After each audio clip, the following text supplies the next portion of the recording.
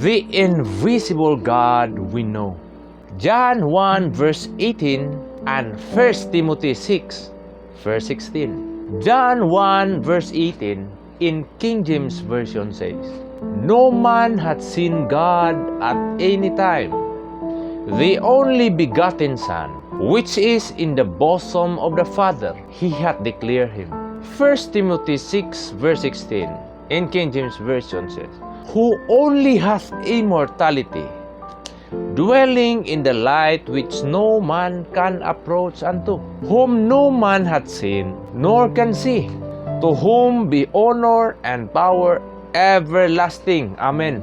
These two verses remind us of a divine truth, that God is invisible, holy, and unapproachable in His pure light, yet He chose to reveal Himself through Jesus Christ, His Son. No human eye can behold or see God the Father, for He dwells in unapproachable light.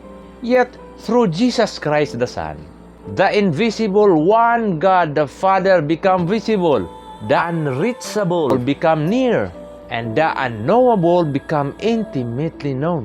When Jesus walked among men, He showed us the heart of the Father, love that forgives, compassion that heals, and grace that saves.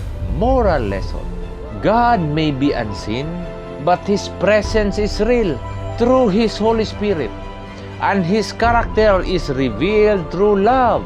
Each time we show kindness, forgive freely, and serve humbly, we reflect the light of the invisible God.